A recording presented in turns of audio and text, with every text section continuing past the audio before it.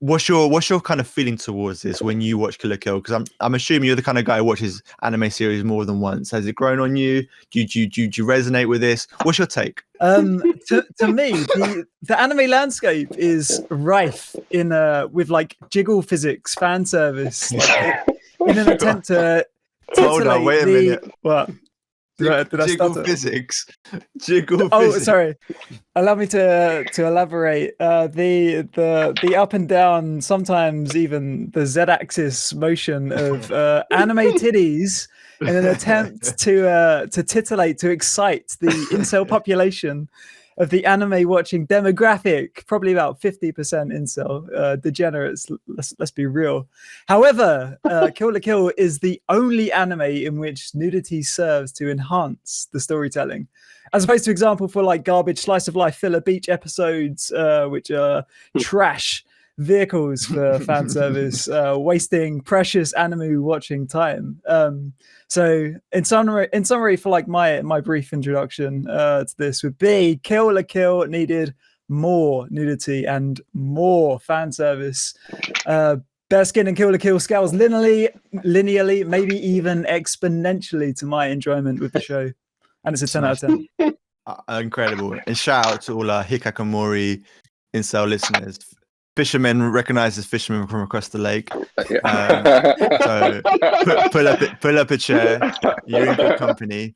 Hassan, why don't you tell us a little bit more about how you feel about Kill la Kill, even if it's just like your thoughts on Kill la Kill in general, but also in relation to the question.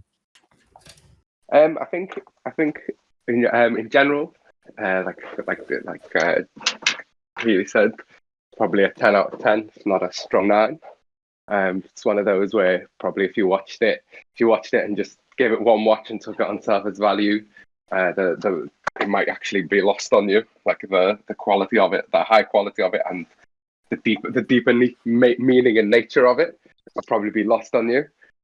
In terms of the question, I mean, I've actually rewatched it this week just to get another feel for it.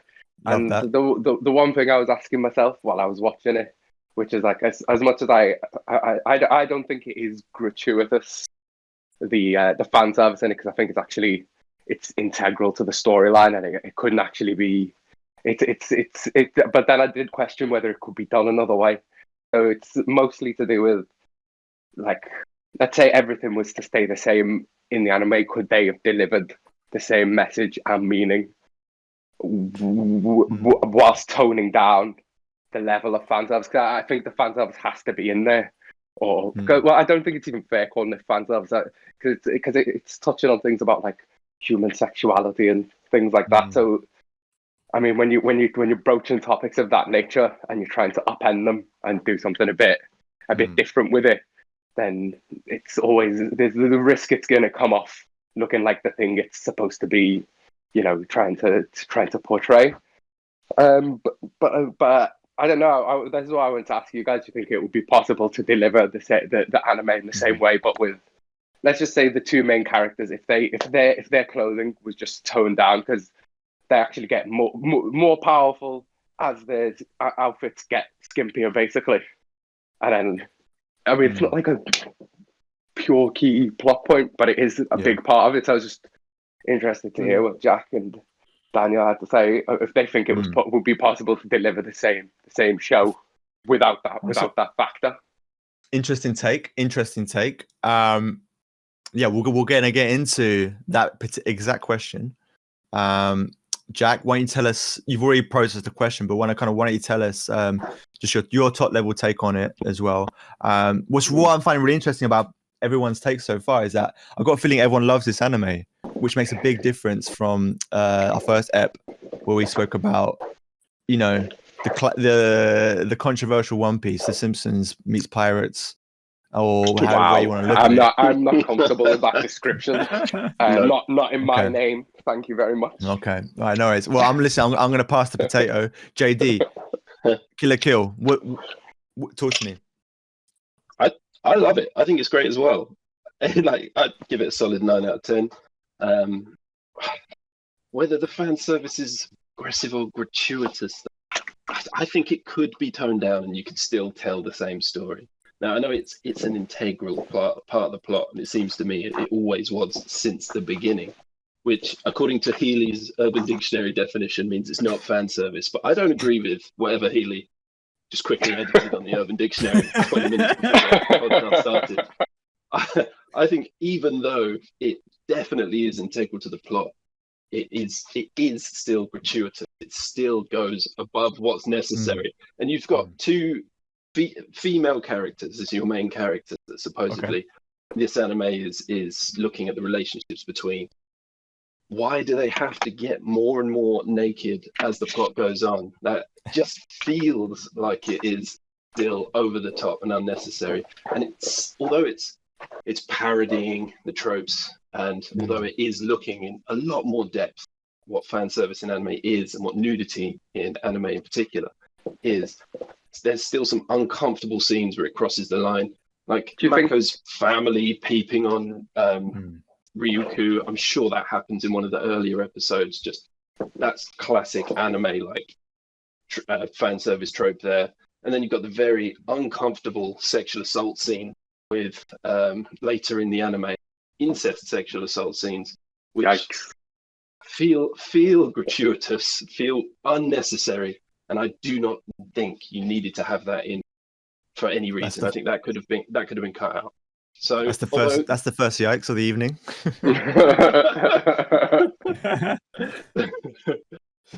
Although I think it's so much more progressive than fan service in 99% of other anime. I still think it's not perfect, and it could be toned down, and it is a little bit gratuitous. Okay, cool, fantastic. I love these takes. I think this is going to make for a very interesting discussion. Now, for the unanointed like myself, could people maybe talk about a loose kind of not synopsis? No, this is kind of a spoiler-free zone. We want our listeners to go and watch the anime, but in terms of like, what's the plot in relation to this issue of nudity? Like, I heard mention of that, there's progressive nudity, and that in relation to like the power scaling of the characters. Why is this having to happen? Why are characters having to come more and more naked in order to get stronger? What are they fighting against? I heard there was talk about fascism as well. Who wants to jump in on that? Can I do that, and then but first answer or give my take on what Hassan asked about if the show would be just as good with lesser bare skin. Go for it.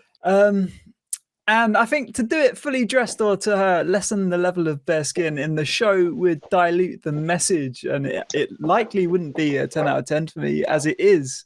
I agree with that. I think the show is actually the opposite of, in terms of fan service, gratuitous, or the opposite of egregious. I think it's a deconstruction of fan service, like a parody of the crayon eater demographic that drool over anime tits. Take like I think it was episode 3 or 4, and Ryuko herself was coming to get into grips with how revealing her outfit was.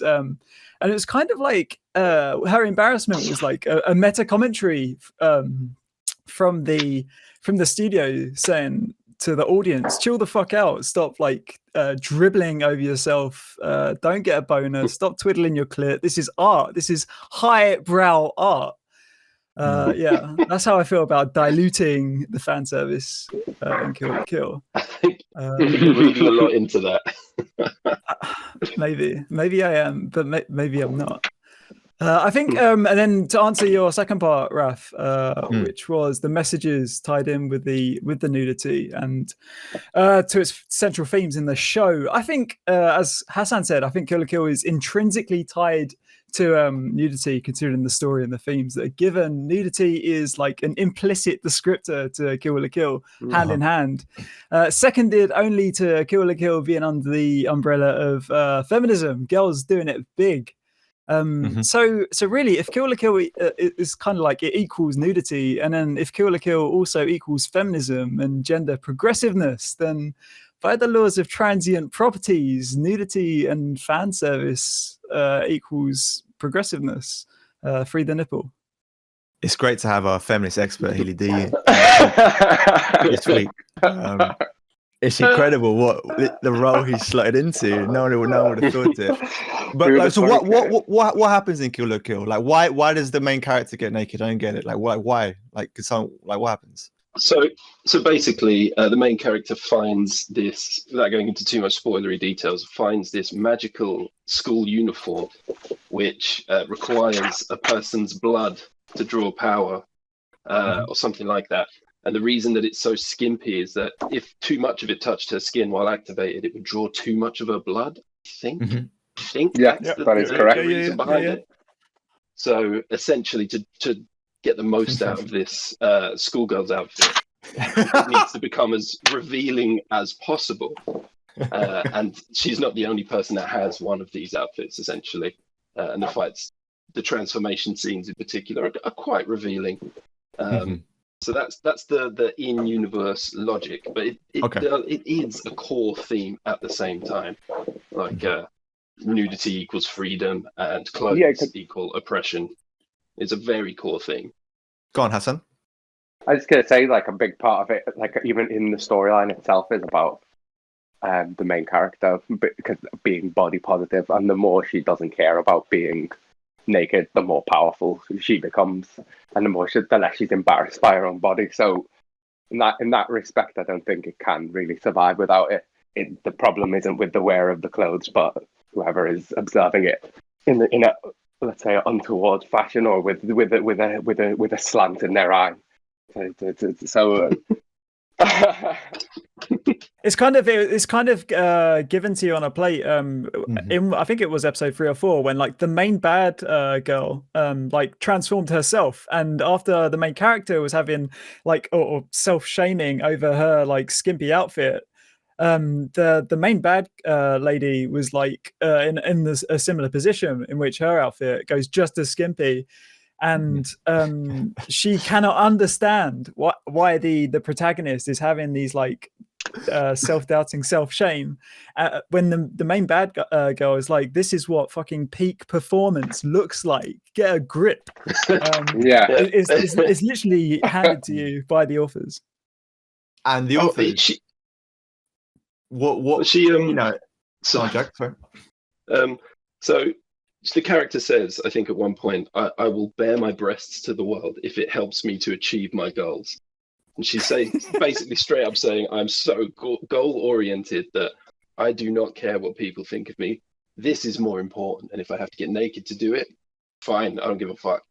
Which, I don't know, I don't think that excuses everything. I think that's convenient to write your hot female characters as having that mindset. It's convenient to say, I'm writing this anime about two, attractive young females, and it just so happens that for them to get stronger, they need to get more and more naked. So it's a good thing.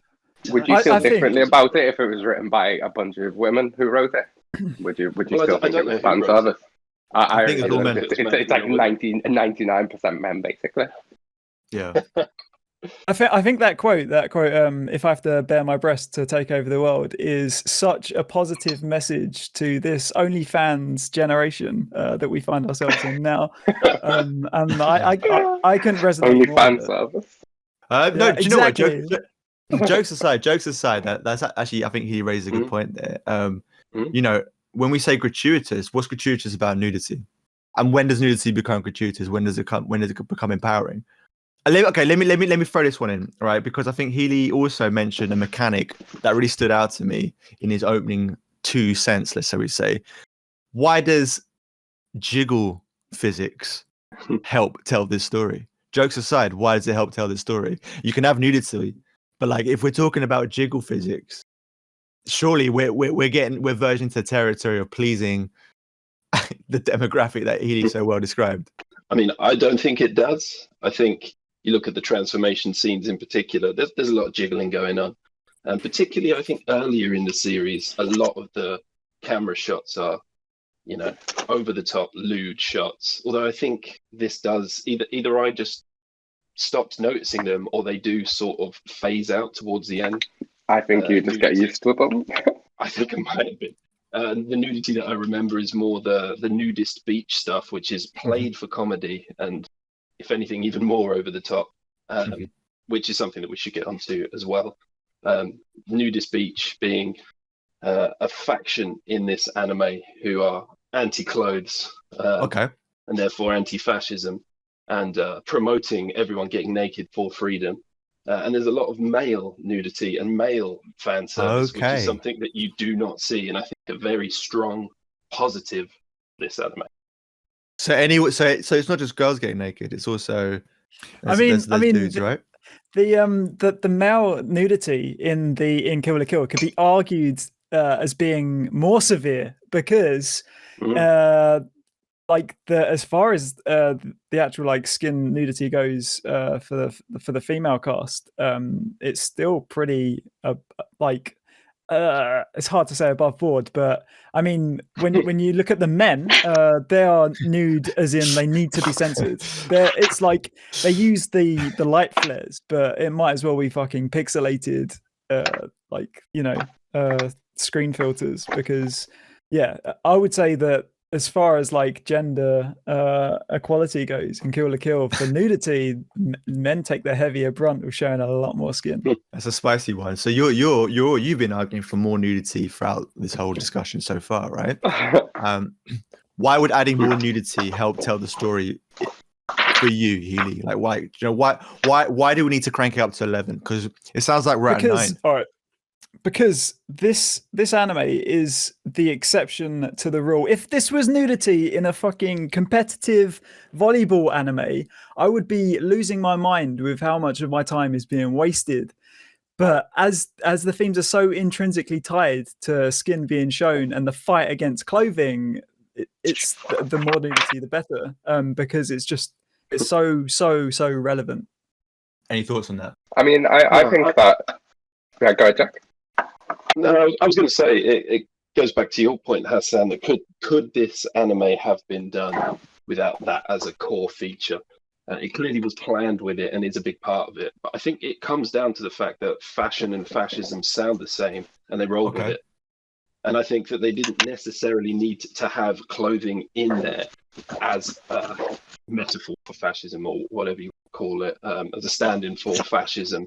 I think that was probably chosen because they knew it would help them get away with showing lots of naked women and selling a shitload of figures and body pillows afterwards. Oh, okay. So we're coming back to a returning theme from the last pod: selling plush, selling merch. Is there an element of this that's how to put it, commercially advantageous? Do you know what I mean? Like, do the producers stand a lot to gain? Is there a cynical angle to this, being like, we can sell I don't waifu pillows with this anime? I don't think so. Like, I think if you set out to draw or write something with that in mind, with the express intent of this will sell more pillows, it would have obscured the writing. Like, you wouldn't end up with such a quality piece of work. Like, I feel like this has been written from a position of artistic integrity rather than profit mongering. Yeah, I think. Go on, Haley. I think at the risk of sounding naive, as Hassan was saying, like, these guys are so passionate about what they're making. I'm gonna lay this one down as a happy coincidence that the story just happens to line up with lots of jiggling titties. Yeah. I think that these people who made Neon Genesis realized how many Asuka Langley and Ray dolls they were selling, and saw how much money they were making. I thought, we can come up with a way to integrate this into the story where it's not just pure fan service. I think they thought, we can have our cake and eat it here, because they can simultaneously be confronting the issues about fan service and parodying them or using them, while also having semi-naked women as their main characters. Because at the end of the day, they did have that, and they are on posters, DVD boxes. You can get those. The visuals of it still remain, even if they're confronting it in the work of art. So I don't think it's a happy coincidence. I think it was planned, and I think it was a very clever idea. That's right, because my understanding is that Asuka Langley and Ray are like S-tier waifus in, like, global anime, right? Like, these are like these are very, very popular. It's up there with the Nico Robins of the world. So these guys clearly wanted to capitalize on that, and that's interesting take. Okay. Wait. Go on. Just as a on the like the waifu landscape, you're talking about Asuka and Rei and whoever else. I think it's important to note how big of a hit Kill la Kill was, and how middling and how little presence Ryuko and Satsuki, the two biggest female leads, have in the waifu sphere. As far as I know, I'm not too deep in there. My roots don't go so far down the waifu well, but I ain't seeing too many avatars of Kill la Kill girls on the back end of the Discord servers. You know, It'll be interesting to see the pod's tier list of waifus. But I think so. Healy, you're basically saying we're talking like a B tier kind of situation where like these aren't the the go-to, the classic, the the AVIs, the people when you have to dig a little bit to find a pillow. It kind of shows that excess gratuitous or so-called gratuitous nudity doesn't lead or doesn't make for famous waifus, and it's not like this is an underground show. This is a solid like 8.4 8.5 on Mel, like top 60 probably, something around there. So huge show. Waifus aren't revered, so yeah. Okay, all right. And play a little game now. Imagine I am angel investor, whatever. I'm from Disney Plus, right? We've got The Mandalorian out, banger. Kids are loving it. My son, who's always in the basement, watches this Kill la Kill anime, and he says, "Daddy, you should bring Kill la Kill to the West. Put it on your Disney Plus." Okay. So I'm reaching out to you three, who let's say the writers of Kill la Kill. I'm like, look, I want to bring Kill la Kill to Disney Plus. I love the story, the messaging that it tells. However, my son tells me there's a lot of nudity and stuff. How would you rewrite Kill la Kill with still the same impact, still the same kind of storytelling, the message is still there, in a way that, let's say, a prude like Disney Plus CEO man would approve of? Do you know what I mean? Like, is it actually possible to tell this story without that level of nudity? How would you do it if it was possible? I think it is, but it would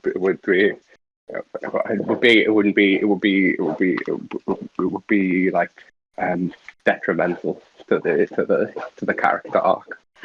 And I think then just to go back to what he said, I think the reason that the characters from this haven't become big waifu characters is because they're like too well fleshed out and developed. So they've got like their own, I don't know, they've got like I feel like they've got too much storyline behind them to be reduced to just that aspect of their character. Raf, on what you're saying about adaptation for the West and the Disney Plusification of Kill la Kill, interestingly, it was brought over. I think it was in America on Cartoon Network's Toonami, probably in the late slot. And you can see, instead of like readapting it, or what they've done is freeze framed on some just before some intense parts of not nudity, but more like physical creepiness, weird Japanese shit that just shouldn't be any region's TV. But yeah, the way around it was just to literally just not show it, and just have the music go and the dialogue go, and just not show the anime girl having her crotch grabbed pretty intensely, which might be a hot take. I don't know if censorship is the right way to go, but maybe our Western sensibilities just aren't ready for Kill la Kill. Interesting. I mean, I watched it the first time I watched it with a girl who doesn't usually watch anime, and to begin with, she was let's go. She's quite adamant that it was just your run of the mill fan service. Obviously, she wasn't aware of this term, but what you described basically was that. But as we continued watching it and as we finished it, that opinion actually started lessening, and then by the end of it, there'd been not a 180, but like a 160 on it, which is just like, Yeah, it would appear on first watch or to the untrained eye that this is what it's selling and this is what it's pushing. But there's a lot of depth. There's a lot of depth to the animes made by that production house. They're usually deeper than what you get on face value. Yeah. I wear them down. The One Piece effect. Hello. No, that's a really interesting point actually. Cool. Okay. Is there any kind of obviously there's a lot of talk about fascism. This is definitely something that the West does understand. Actually, there's been a lot of fascism across the West, like Europe in particular, and obviously fascism is a big issue in Japan. Do you feel like, I don't know, is this as Europeans, as people understand? I don't think we will have a deep understanding of fascism from where we are in Europe, but is this this could be a potentially universal story, right? Yeah. What sense do you mean? As in, like, it could be anywhere but Japan, or how do you mean? Precisely? No, as in like he was talking about how potentially our Western sensibilities couldn't handle a story like Kill la Kill. And maybe he was just referring to the nudity element of it. But I do wonder if, like, actually as Westerners, Kill la Kill is something that we should watch, having witnessed fascism IRL as the Japan, all that kind of stuff. I don't know. Like, I'm quite interested in kind of your view on kind of Western sensibilities as well, Healy, and why you think this wouldn't really play out here, and what is it about the weird stuff that it's almost like you suggested that there are elements that are quite gratuitous about it. Yeah, I guess it kind of leans on the idea of taboo and how taboo varies from country to country, and the fascism side is nailed on the head. They talk about, like, the show literally drops a line about Hitler and the Axis powers and all that gnarly shit that Japan and Germany got into, but all the way back then, like in the first episode of the show. It's almost the first scene. Yeah. And it's like tying that, and then I guess it's like they try to make it relatable with the fashion side and fan service and nudity, and maybe it's just a little bit too far of a leap for the Western crowd to relate those two ideals, or two problems, I should say. Okay, cool. Someone mentioned something about wordplay, like the reason why they chose to explore the concept of fascism alongside fascism was because the words are quite similar in Japanese. Is this like is this like a thing in Japan? Like, I understand like wordplay is a big thing, but like, maybe Healy, you're like a Japanese expert. Like, what's the deal with wordplay? There's a shit ton of wordplay in Kill la Kill. Like the two most obvious is kill and kill, or kiru and kiru can mean like to kill, and then also to wear. The two different verbs, to wear and to kill. Fashion in Japan is fasho, and then fascism is probably something super similar, like fasho as well. It's very close. Yeah, and then like kamui, which is the word for god robe, is like the suits that they wear, like that give them the power ups. I believe is like not an anagram, but like a synonym, or it's the same letters or the same word, but it can also mean like something like divine jurisdiction or government rule or divine rule or something like that, you know. So it's like divine rule by clothing so there's loads of wordplay in there as well. It's like definitely one of the biggest not themes, but one of the biggest novelties or gimmicks of the show for the Japanese audience anyway. Cool, man. That was really insightful. Okay, so Healy's arguing for more of this. Is that I've understood your premise, right? Your argument. You want more of this. Yeah, like without spoilers. Like in the last episode, everyone's naked, and it's heart wrenching. It's a feels good moment. It is a great ending. I thoroughly enjoyed the ending. That's not what I think I consider gratuitous. That ending, I think, was done right. As I said, I think it got better towards the end. The gratuitous parts for me are, again, the traditionally Japanese peeking on the naked teenage girl, which happens with her like best friend's family just peeping in on her. The weird sexual assault incest scenes are very odd, and I think the over sexualization of the two main characters veers beyond parody into a point where you're just doing the thing that you're trying to commentate on to a degree where it's just unavoidable. Like, I think if you wanted to focus on these themes, you could do it without being quite so gratuitous. Like, semi-naked women in anime is not an uncommon thing at all, and I understand that even in One Piece, like we were talking about last week, Nami's outfit throughout the years has become skimpier and skimpier as her bust has grown. It's ridiculous. Like, compare Romance Dawn to chapter of 999, they're different characters. But yeah, going back to Kill la Kill, I feel like that over sexualization of the main characters, trying to have your cake and eat it too.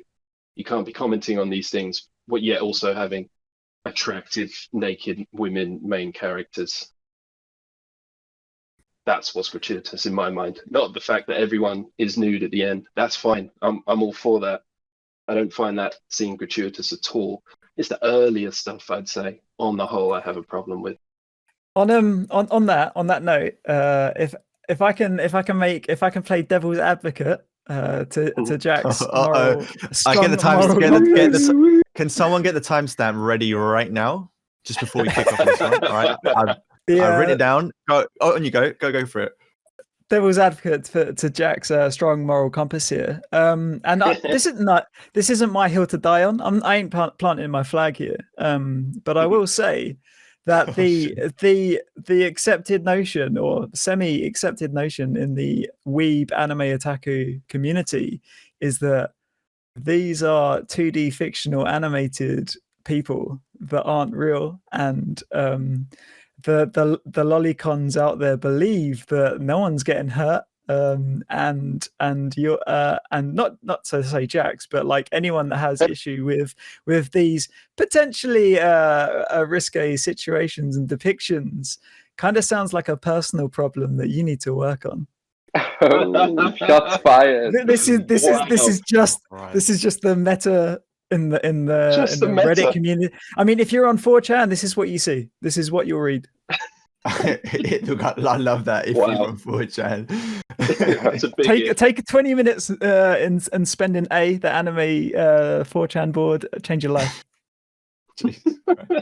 So to come back on that, I disagree with that. I understand the logic behind it. Your logic essentially being that paedophilic material, as long as is fine, and there's nothing to stop anyone making their own drawings of whatever they want. But this is a mass market product. This is something that's kind of aimed at teenage boys. It's similar to your typical shonen battle manga. It was a pretty high profile anime coming out of I think it's the first thing that Studio Trigger did entirely themselves. And there's a lot of pedigree behind that studio. There was a lot of eyes on Kill la Kill when it was coming out. So I don't think you can stand by the whole, it's fine that people get sexually assaulted and it's fine that characters are peeping on teenage girls and it's made off as it's just a hilarious classic joke because it's drawn.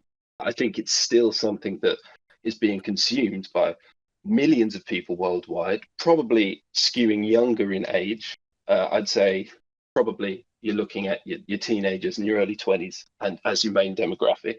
And it's probably mostly young boys, because I think a lot of women would probably get turned off of this anime quite quickly, because once you've seen the whole thing, it recontextualizes the nudity in it, but not for a while. You have to get there. And I don't think many people would give it the time to get there. So I don't think you can judge it like that. I think you have to see it as a product that is out there, is being consumed by millions of people, and could be potentially harmful, that you're playing for laughs, peeping on naked women. It's like old 80s comedies. It's something that isn't really done anymore in Western media so much. And I think something that's being questioned more in anime too, and I think it should be. But I don't give Kill la Kill a free pass for doing it just because they also have progressive nudity with nudist beach and because it's a core part of their theme. I think it's still problematic and still needs to be remarked upon. banger. Healy, what you got to say for yourself? Because you know what, actually, I think JD's actually convinced me a little bit there, because I think especially with the whole like, oh, it's just a drawing, it doesn't matter. Or if it's just a drawing, it doesn't matter. Then nothing about Kill la Kill matters. Even the positive stuff that you were selling me on it, right? Because like if it, it's just drawings apparently. So if no harm can be done from drawings, then there's no beauty or true meaning to be gathered from it either. Like at some point we have to accept it as a artistic message, story. It's saying these things, and whether or not it's been drawn with ink doesn't make a difference. It's where it represents that's important. Yeah, it's like Jack.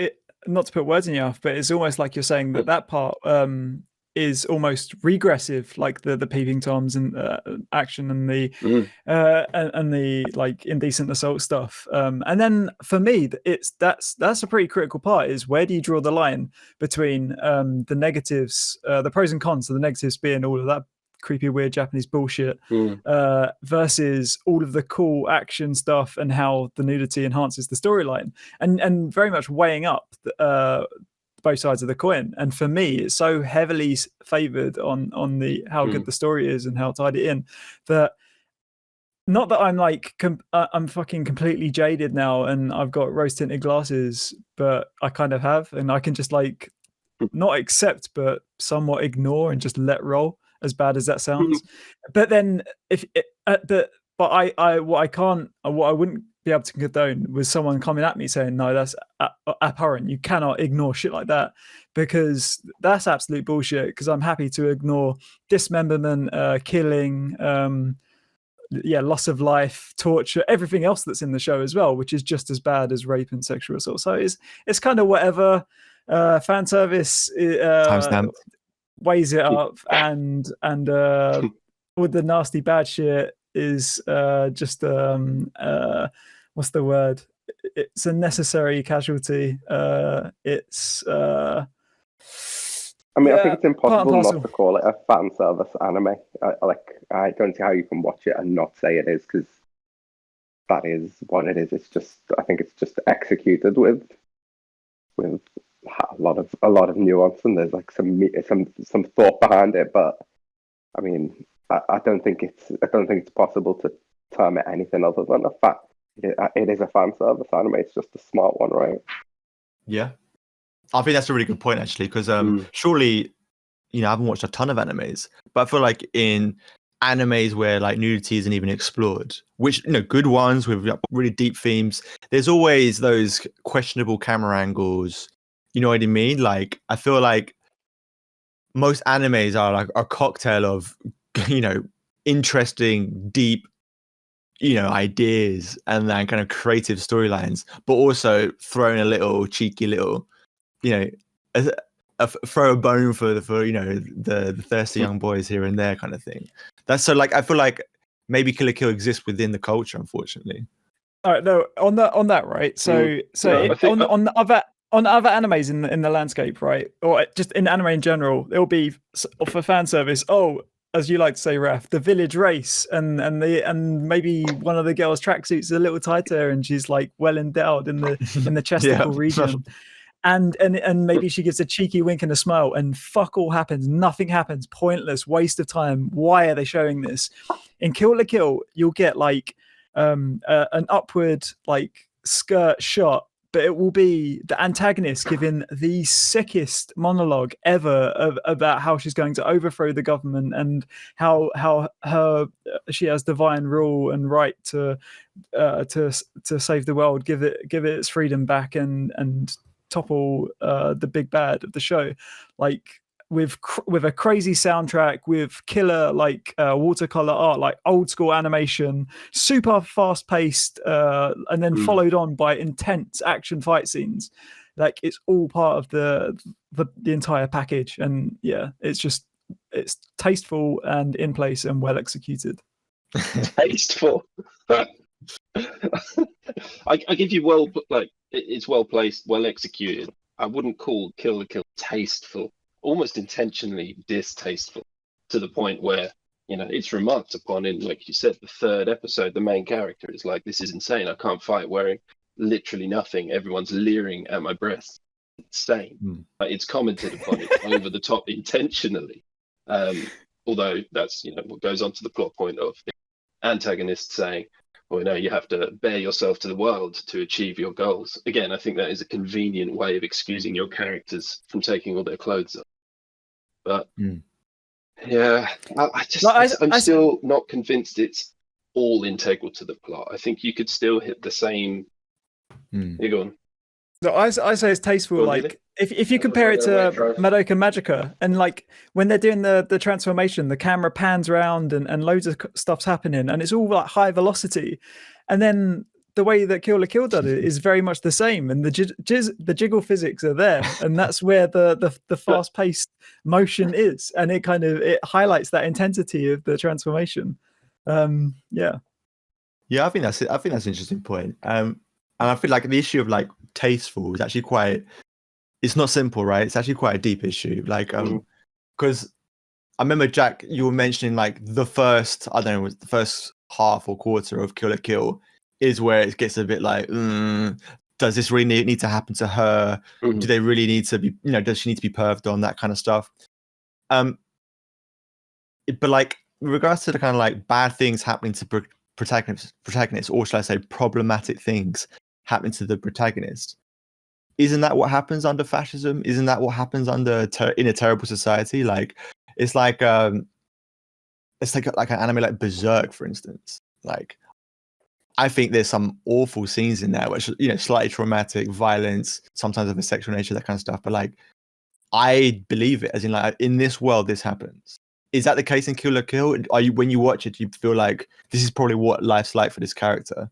Or is it like, I don't think so. I think it's played out differently. I think in Berserk you've got a very specific, dark, heavy tone, and I see exactly what you mean. A lot of terrible shit goes down, but in universe, it I guess could be excused and understood. In this, I think the problematic, particularly like sexual stuff, of the sexual assault, the peeping, when she first gets her magical schoolgirl's uniform, it essentially assaults her and rips her clothes off in a kind of sinister way, although it quickly reverses to sort of comedy. But I think it is a bit of unnecessary tonal whiplash.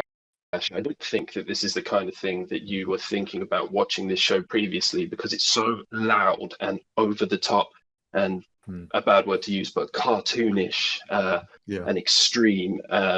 So not in a Berserk sort of very grounded, heavy way. Okay. It's fascism, but it's portrayed very differently to the realish world of Berserk, at least in its early stages. So it does feel a bit out of place for me. I don't know what the other guys think.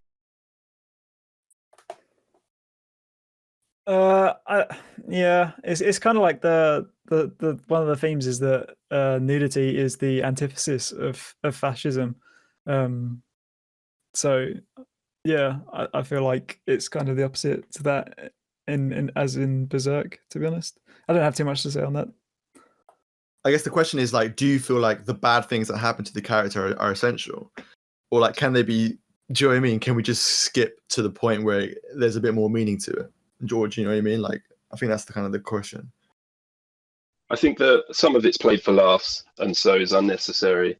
I think that the what I consider the most problematic scene of sexual assault is very unnecessary and is pretty much only used to establish a new big bad guy as, wow, look how bad this person is.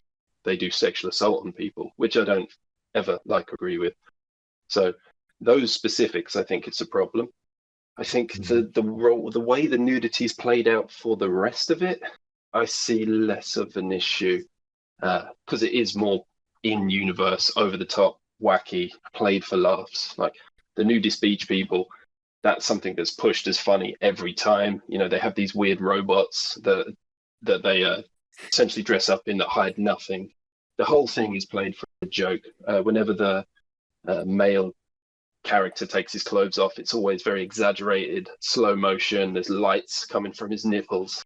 It's very over the top and ridiculous, and that's not the way it's played necessarily in the rest of it.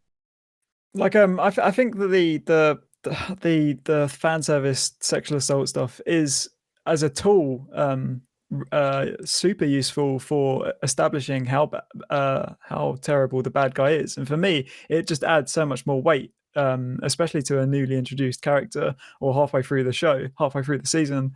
So I think I always think that it's better to err on the side of egregiousness than underplaying and giving it less levity to how bad a character might be, because then it can just fall flat. So I see it as a well utilized tool. What about you, Hassan? Is there such thing as this? The bad guy is just too bad. Like, you don't need to show this, or is it like? No, I don't. I mean, I didn't have a problem with it. To be honest, I thought it was like an important part of the storyline. Like, I think when it becomes gratuitous for me is when it's when there's no reason, there's no rhythm, there's no rhyme. It's just slapped in there. And I think this is like a important plot device in the story. I mean, as the conversations wore on, I mean, I started out thinking that it was a little bit of a fan service. But now I'm like just starting to think that this is a fan service anime, actually. Whoa! First and foremost. Hold up! Wait a minute. Like, I think it's got no. As in like.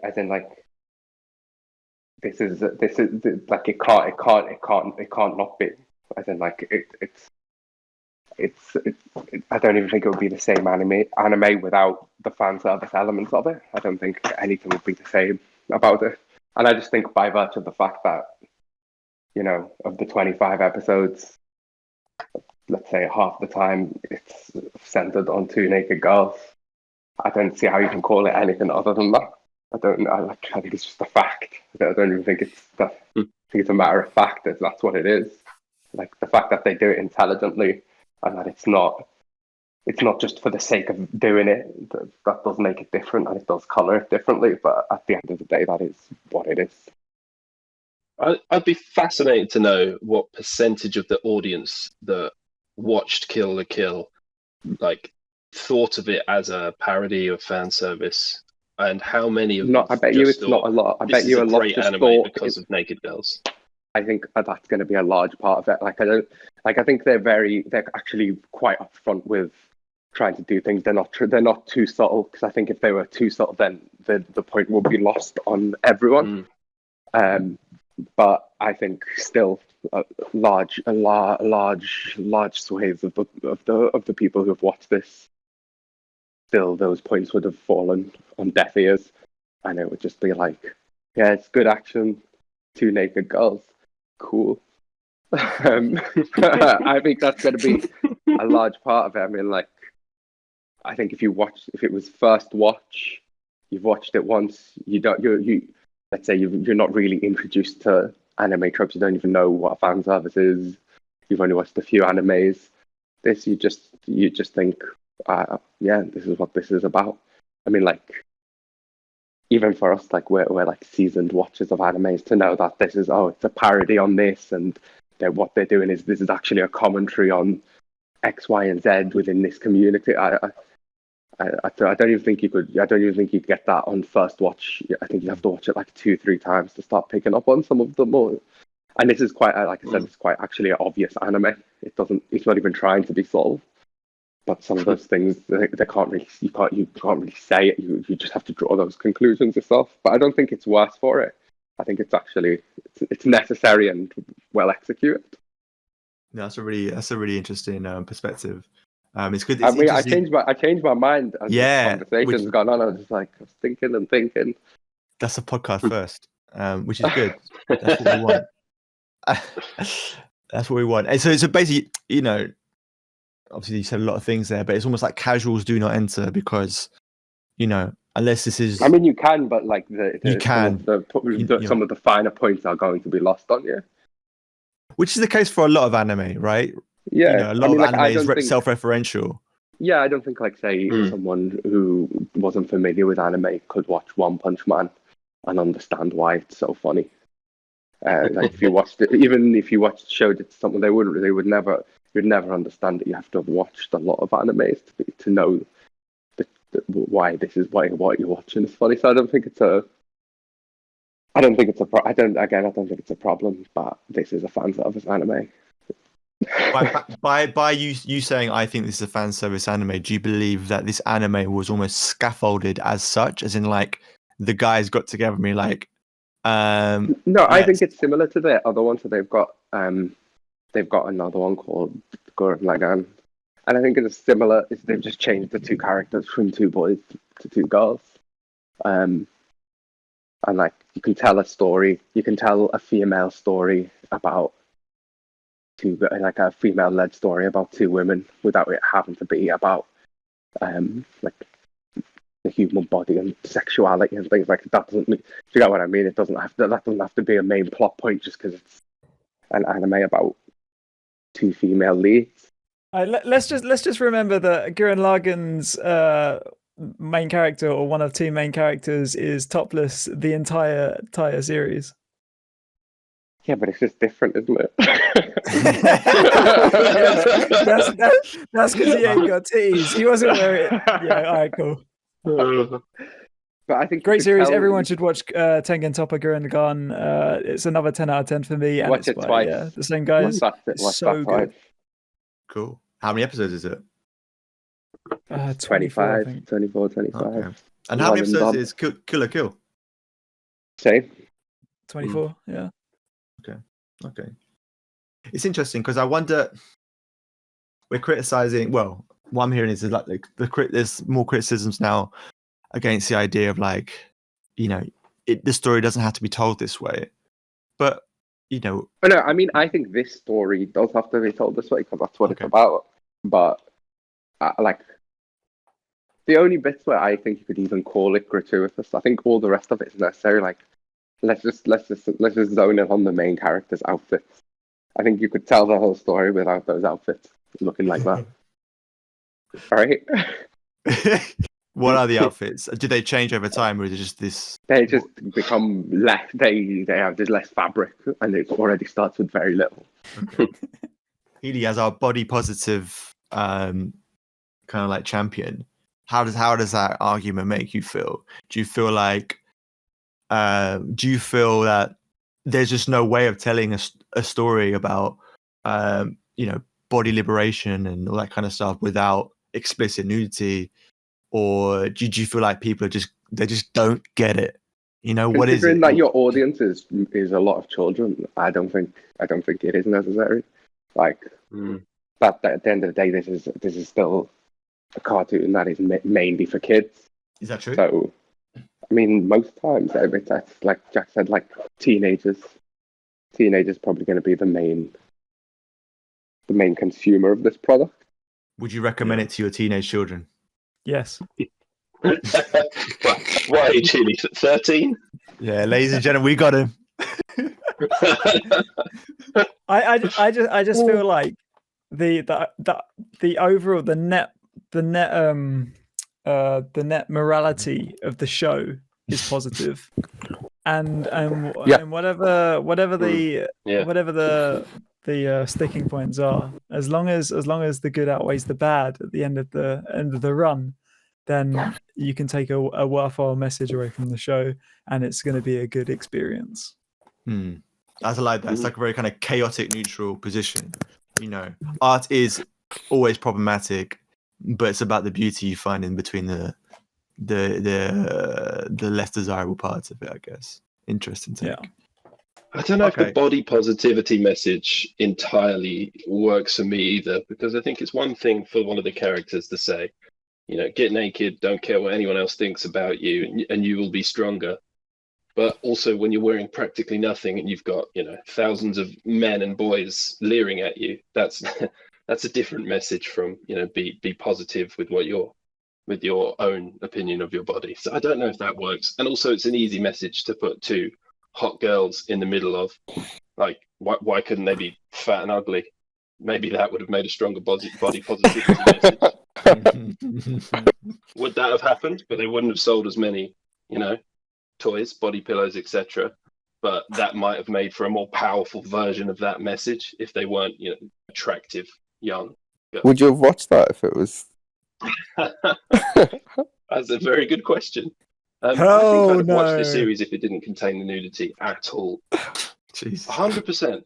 I think you could have this whole over-the-top style. The animation would have been the same. The action wouldn't have changed at all, and the action is fantastic.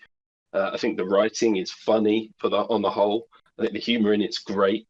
I don't think you need nudity to do any of that. I think you could have a story that built around the whole clothing is the original sin, fashion equals fascism. Take that out and have something else representing fascism, and you can still have everything else in this anime, and it would still work just as well. It just happens to be built around a plot that requires nudity to make any sense, which again, very convenient. So it's a good thing Jack wasn't on the board of directors and co-designers and whatever else on Kill la Kill to stop it from being a 7 out of 10, maybe a strong 6. It needs the nudity, man. It's essential. It's core. It needs it.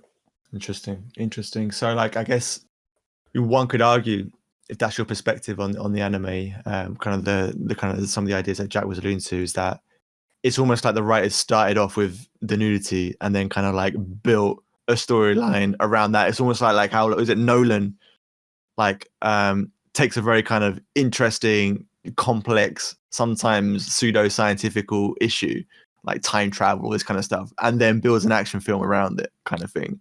It's like you start with the gimmick and then you kind of build around it. In this case, they started with waifu kind of culture, and then I don't think so. No, or you think it will have been. I think it will have been. No, man, it's the outfits need to be skimpy so that they can draw as little blood from the antagonist and protagonist as possible. The science, the lore is there. How about if it was two dudes? Would you still have watched it? That's the world they live in. The world they live by. Science, baby. Go on, Hassan. Repeat the question. If it was two guys in skimpy outfits, I mean, the message could broadly still be the same, right? It doesn't necessarily have to be two women. Do you think you would have still watched it? Do you think you'd still have the same opinion of it? Or do you think it'd be a bunch of people saying it's a gay anime? Well, you both just said you liked, I haven't seen it, but Gurren Lagann. Like, yeah. Is that not about, like you said? No, because there's being naked, and then there's like being naked and overtly sexualized. That's two different things. True that. So it's interesting that the same or similar studios made two series, one about a pair of boys, one about a pair of girls, and it was only the one that they made about the pair of girls that they went with the overt sexualization. I think that's a checkmate right there. Hypersexualized. Well, do you think that's a checkmate? Yeah. I think it's a checkmate. Unless, I don't know, Healy, unless you got a few moves left in that chest of drawers, do you know what I mean? Like, was that hyper or hypo, as in like not enough sexualization? I'm going to assume it was hypersexualization. Yeah. Well, no, I would say you could tell the same story with two guys, and even if it was still hypersexualized, but then would you even watch that show? Yes. Yeah, gender doesn't make it an issue to me because I don't personally myself like fetishize whatever, like that doesn't mean you're getting like sexual gratification from it just because I don't personally. It doesn't do it for me. So it's just like a part of the show. So even if it was like scantily clad men, it'd be the same shit for me, to be honest. Take that. Maybe I'm anime asexual. Yeah, the eunuch of the pod has spoken. Okay. Interesting. Okay, so I feel like we've riffed on this for enough time now. Let's go for closing thoughts. Maybe you can speak on however you feel. Be reflective on the discussion. Has anyone changed your mind? Does this anime still bang, or do you leave it feeling like you've been grifted a little bit and that maybe you are just a simp? I want to know how people are feeling now. Kill la Kill. Let's go different order this time. JD.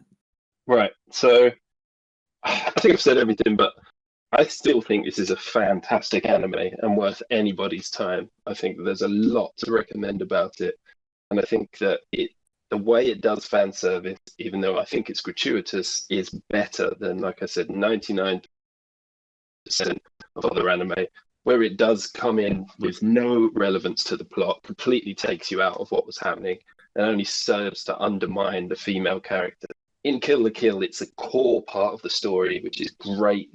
The way that it's for men and women in the nudist beach group are always shown as naked, and that by the end, again without going into too much spoiler territory, pretty much everybody's naked, which fits in with the clothing art is evil, fashion is fascism, sort of themes of the show. So I think it does a lot right, a lot right. But I still think that it can be criticized for some individual problematic moments, as well as its over-sexualization of the two main characters, which, although they've explained it away in the plot, I think is unnecessary.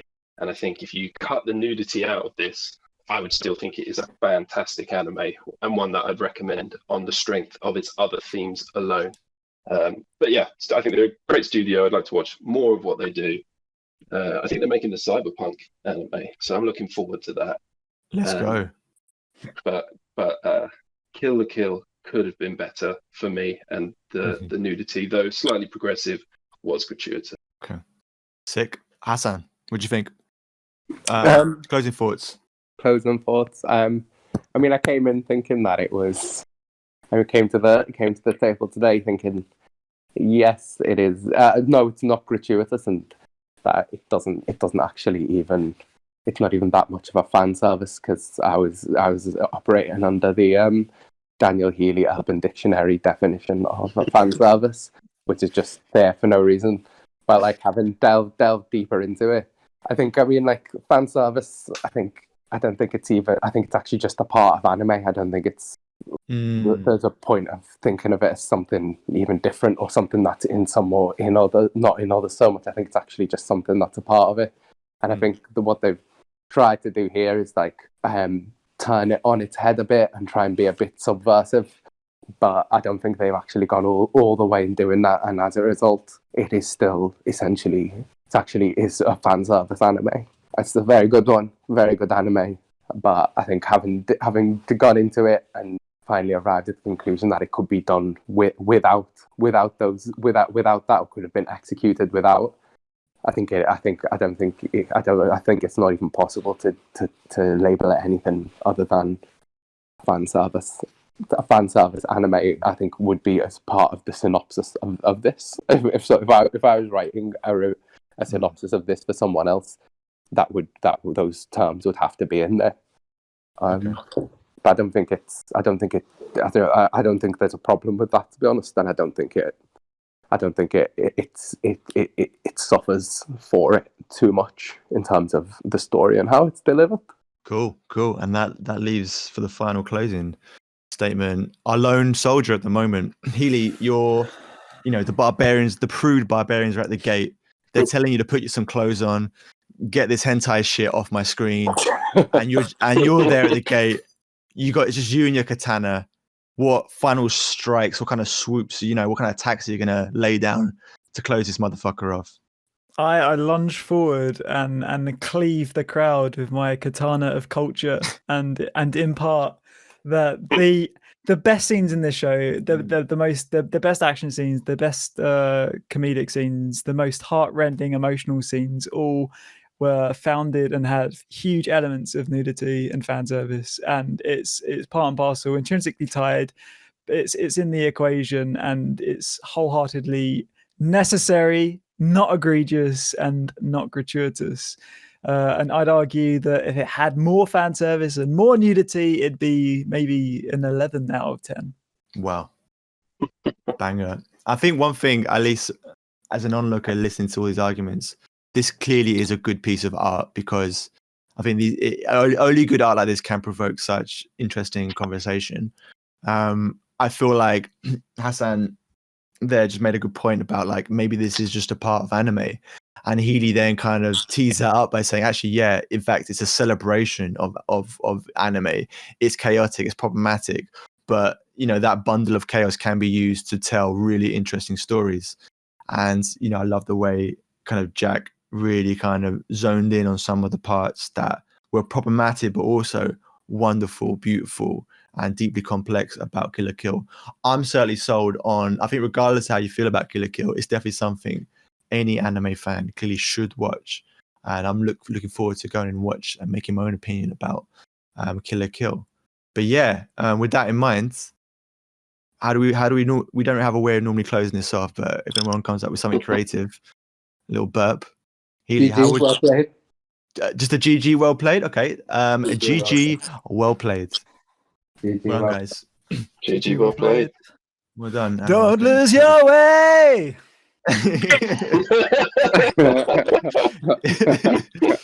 played.